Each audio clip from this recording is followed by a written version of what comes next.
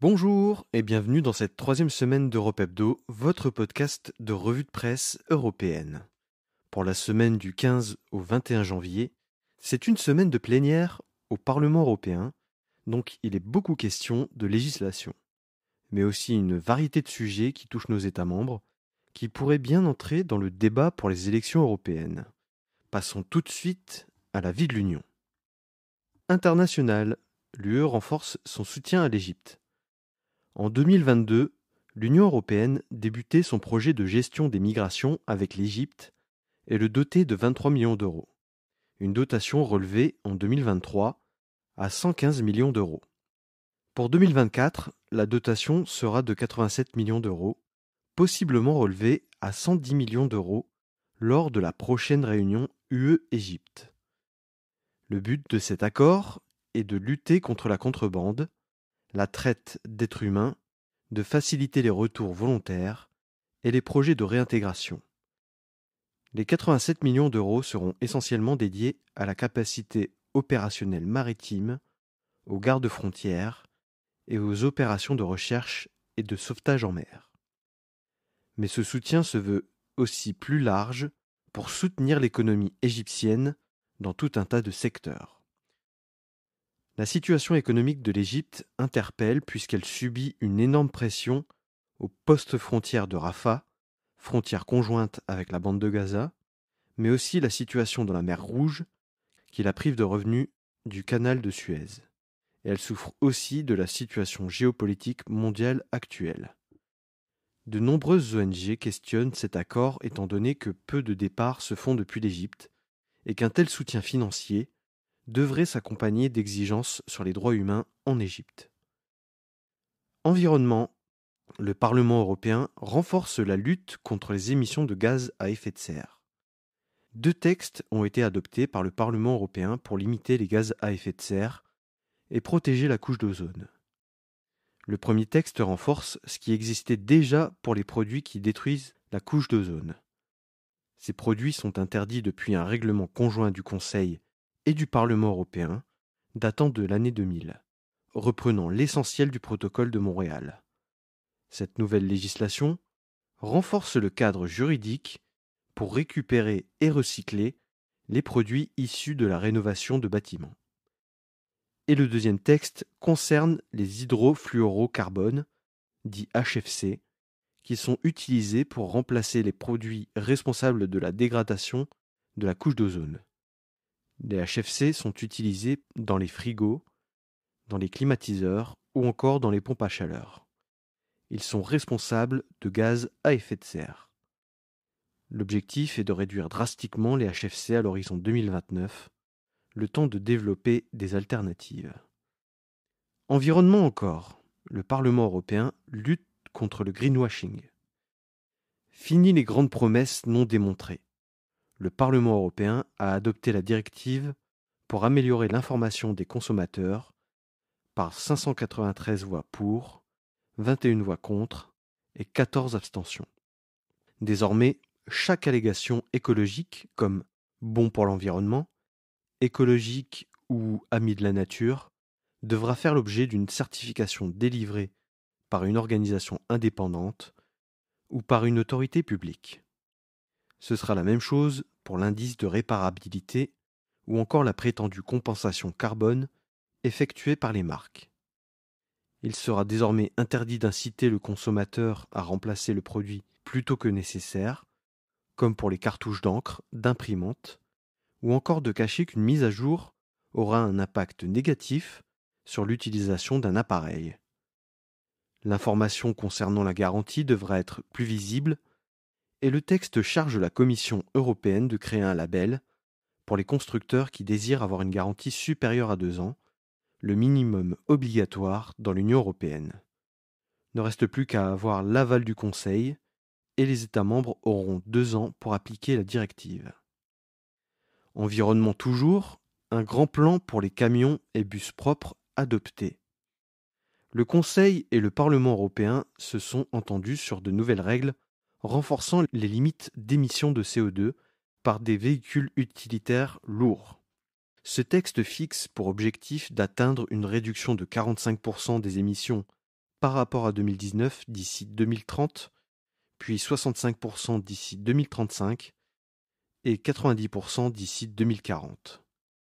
La production de véhicules thermiques pourra se poursuivre après 2040, mais devra représenter la minorité du catalogue des constructeurs.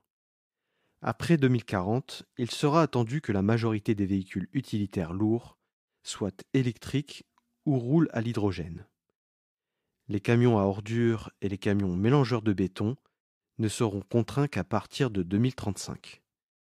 Il existe des exemptions pour les véhicules militaires, d'urgence, pour les petits constructeurs, les véhicules utilitaires lourds utilisés pour l'exploitation minière, la sylviculture ou encore l'agriculture. Les bus urbains devront être zéro émission en 2035, avec comme objectif intermédiaire d'atteindre les 90% des bus en 2030. Justice, France, Allemagne et Pays-Bas contre une définition européenne du viol. Vous l'avez certainement entendu ces derniers jours, ces dernières semaines, la France ferait capoter une définition européenne du viol. D'abord, reprenons l'historique du texte. En mars 2022, la Commission européenne propose une directive pour lutter contre les violences faites aux femmes, incluant les mariages forcés, les mutilations génitales, le cyberharcèlement sexiste et la stérilisation forcée. Le viol fait donc partie du texte. La Commission et le Parlement européen se positionnent sur une qualification du viol basée sur le consentement. C'est au Conseil de l'Union européenne que le texte n'est pas validé. Le Conseil ne veut pas de l'article 5, qui dispose que, justement, le viol est défini comme un acte sexuel non consenti. La France, mais aussi l'Allemagne et les Pays-Bas, rejoignent la Pologne, la Hongrie, Malte, la République tchèque, l'Estonie, la Bulgarie et la Slovaquie sur ce point. Le 13 décembre, les discussions entre les trois institutions sont un échec.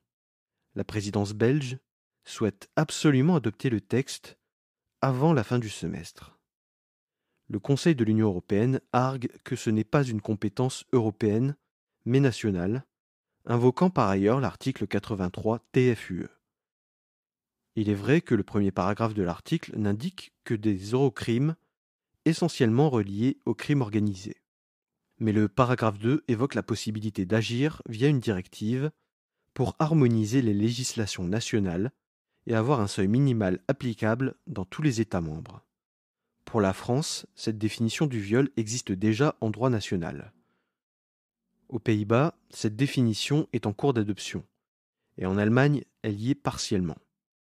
Ce refus est donc certainement motivé par la peur d'ouvrir une porte sur des compétences qui pourraient être transférées au niveau européen. Les prochaines négociations interinstitutionnelles auront lieu en février ou en mars. Justice encore, accord entre le Conseil et le Parlement européen sur le blanchiment d'argent. Le Conseil et le Parlement européen se sont mis d'accord sur un texte sur la lutte contre la fraude, le blanchiment de capitaux, le financement du crime organisé et de groupes terroristes.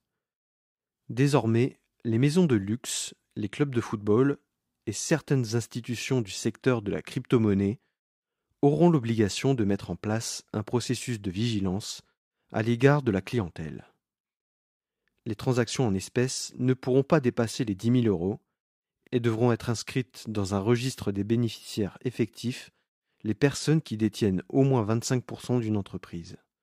Ce registre sera consultable par des journalistes et des militants anticorruption.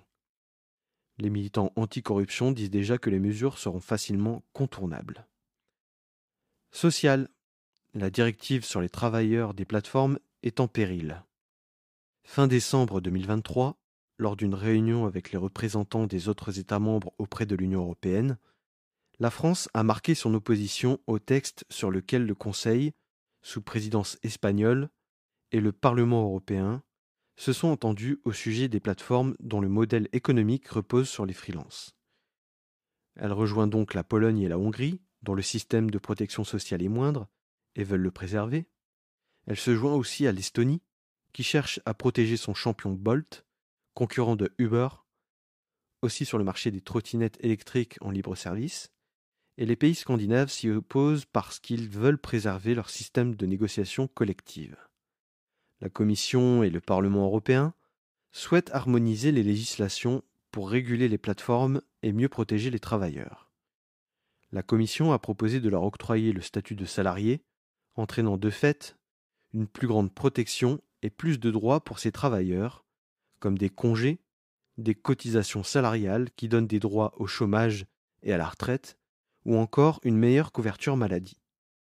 Elle part du principe que le lien de subordination présume du statut du salarié. 55% des indépendants en Europe touchent moins que le salaire minimum de leur pays. L'avantage de changer leur statut pourrait potentiellement rapporter 4 milliards d'euros par an aux États via les impôts et les cotisations sociales. La Belgique, l'Espagne et les Pays-Bas sont favorables à une telle législation puisque le nombre de contentieux se multiplie de façon exponentielle. La France y est hostile car elle est le pays où il y a le plus de plateformes et justifie sa position par la revalorisation des droits des indépendants et des auto-entrepreneurs. Avec l'abstention de l'Italie et l'Allemagne qui n'a pas de position, le texte a toutes les chances d'échouer vu que les 3 plus grands États ne sont pas pour. Immigration, un chiffre record d'entrées irrégulières dans l'Union européenne. 380 000 entrées irrégulières ont été enregistrées en 2023, ce qui représente une augmentation de 17% entre 2022 et 2023. C'est le nombre d'entrées le plus élevé depuis 2016.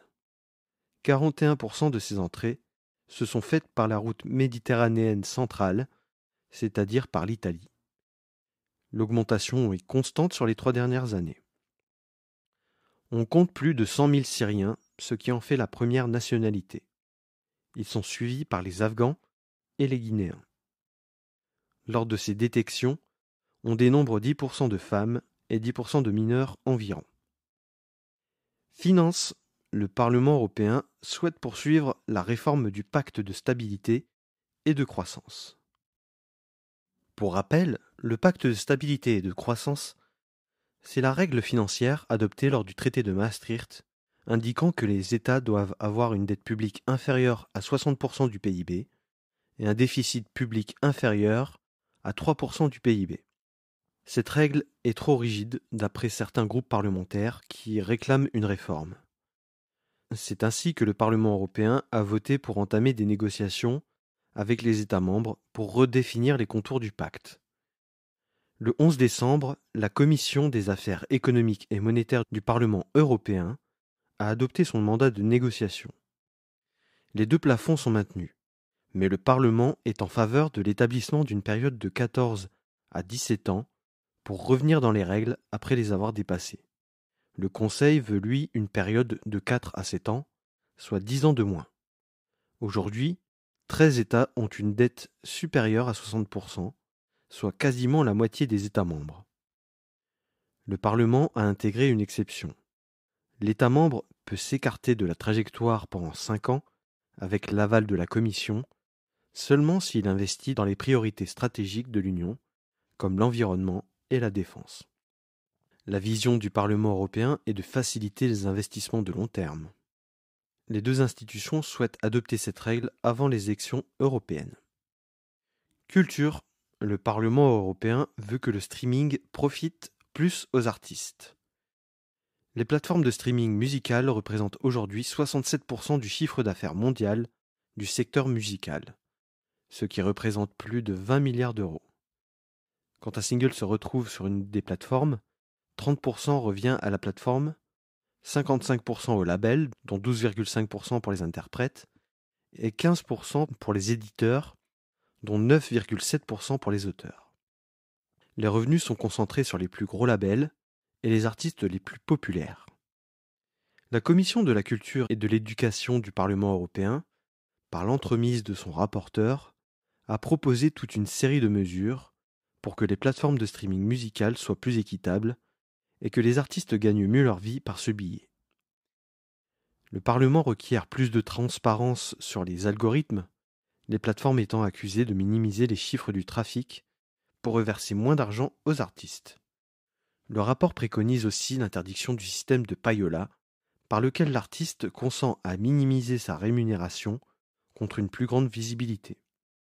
Avec l'arrivée de l'intelligence artificielle, les députés européens souhaitent que les morceaux générés par l'IA soient automatiquement étiquetés comme tels. Ce rapport préconise aussi la mise en place de quotas de musique européennes, mais aussi d'inclure des indicateurs de diversité, de langue et de genre de musique disponibles, ainsi que la présence d'auteurs indépendants. Les députés sont favorables à plus d'investissements de l'Union envers des artistes locaux, des genres niches et des artistes issus de communautés vulnérables. Le rapport a été adopté par une large majorité, avec 532 voix pour, 61 contre et 33 abstentions. Il doit donc encore être adopté en plénière et être validé par le Conseil. Passons désormais au Club des 27. Pologne. Le gouvernement s'oppose à la prolongation de l'accord UE-Ukraine. Après l'annonce de la Commission européenne de prolonger l'abolition des mesures commerciales envers l'Ukraine jusqu'en 2025 pour lui permettre d'écouler ses produits sans taxe, la Pologne s'y oppose. Cela fait plusieurs mois que la Pologne est traversée par une contestation interne de ses agriculteurs qui se sentent lésés par l'accord. Les produits ukrainiens sur le marché polonais font mécaniquement baisser le prix des produits agricoles et donc le revenu des agriculteurs polonais. Sur ce point, le gouvernement polonais supporte ses agriculteurs. Michał Kołodziejczak, vice-ministre de l'Agriculture et l'ancien chef du principal syndicat agricole du pays, Agro-Unia.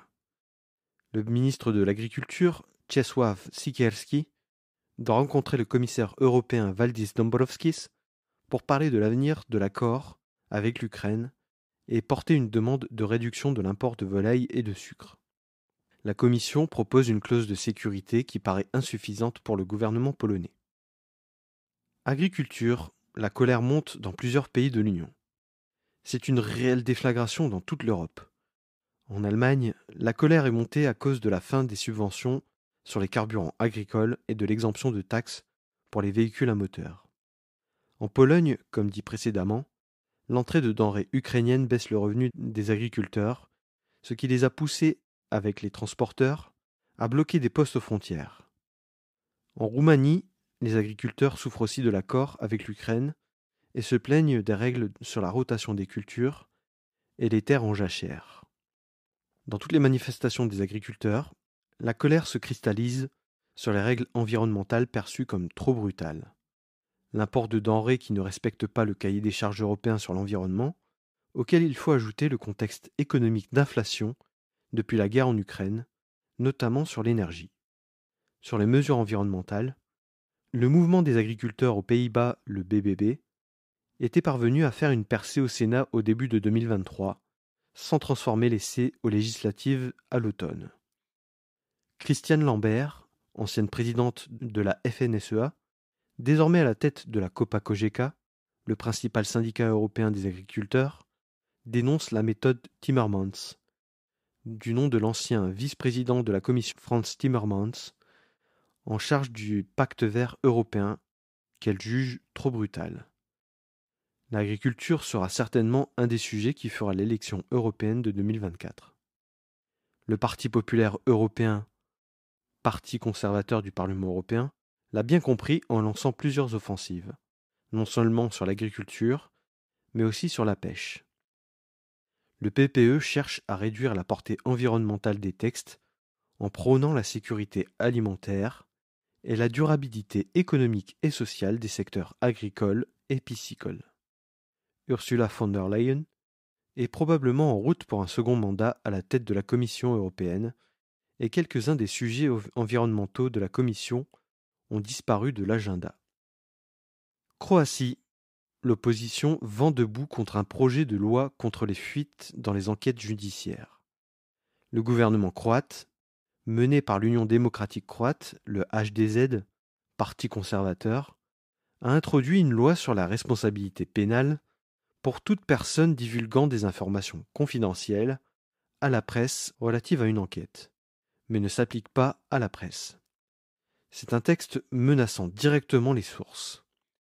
Le HDZ a fait l'objet de plusieurs scandales et enquêtes de corruption qui se sont traduites par 30 démissions depuis 2016.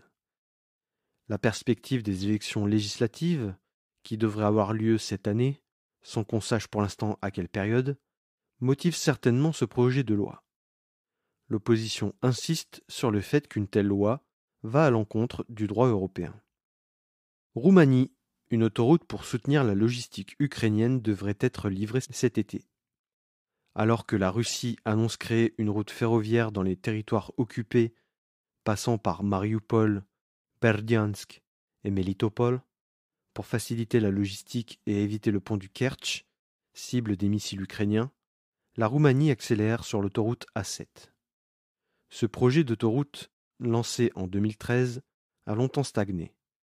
Mais les blocages routiers en Pologne ont montré la fragilité logistique entre l'UE et l'Ukraine. L'ouvrage est désormais soutenu par le Fonds de cohésion européen. Aujourd'hui, les Roumains travaillent 24 heures sur 24 pour pouvoir livrer l'autoroute d'ici l'été. Jusqu'ici, la Roumanie et l'Ukraine n'étaient reliées que par des nationales. La nouvelle autoroute devrait relier Bucarest à Kiev. Ce sera une alternative à la Pologne, principale route logistique vers l'Ukraine. La Hongrie et la Slovaquie ne soutiennent pas l'Ukraine et ne veulent pas assurer la logistique vers l'Ukraine. La route maritime est trop dangereuse. Ce sera une nouvelle route qui permettra d'exporter les céréales ukrainiennes.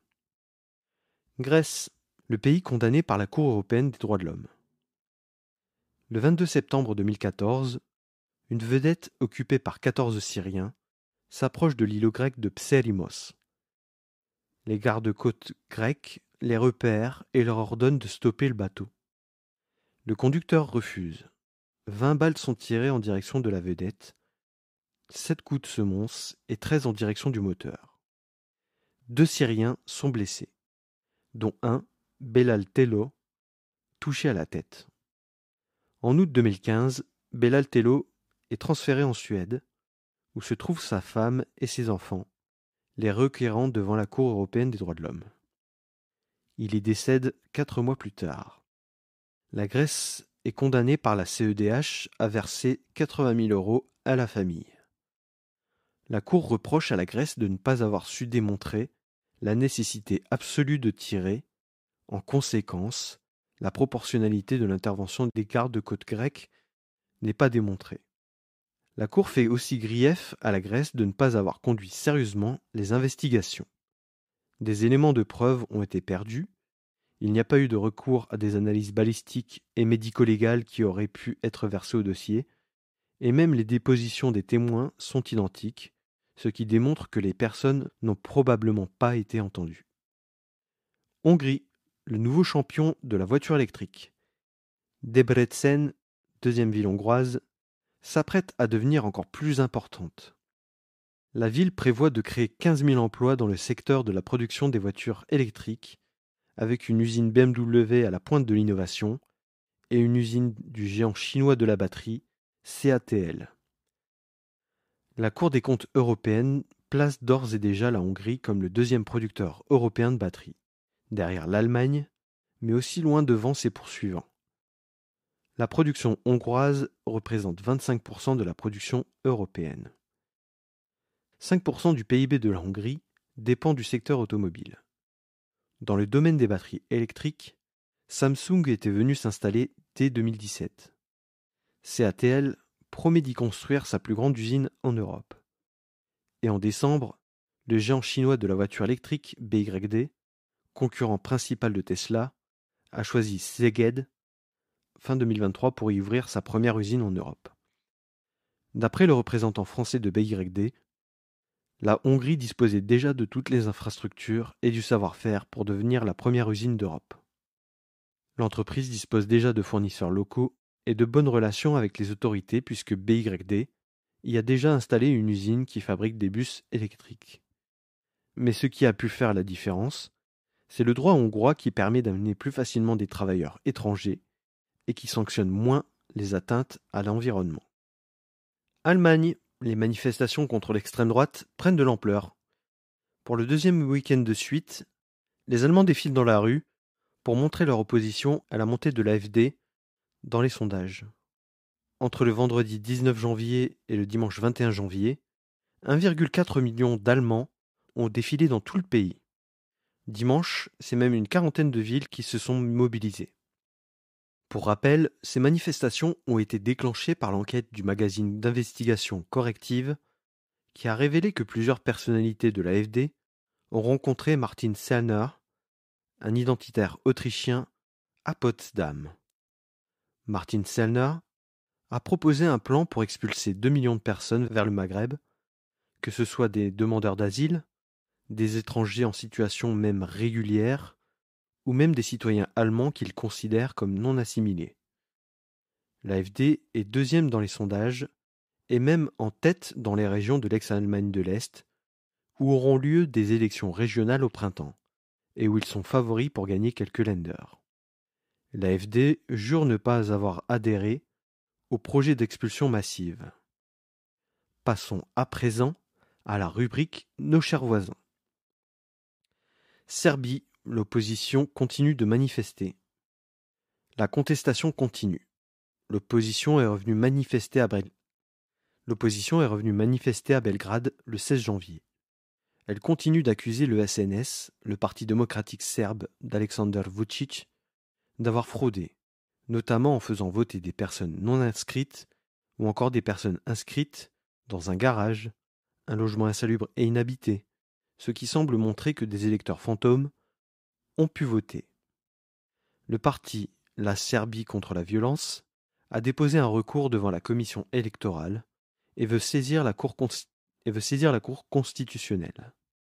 Une situation qui a obligé le Parlement européen à organiser un débat sans vote sur la question, à la demande de l'opposition serbe. Le commissaire européen à la justice, le Belge Didier Reynders, parle d'un avantage indu au SNS dans la façon dont sont organisées les élections, notamment sur la communication.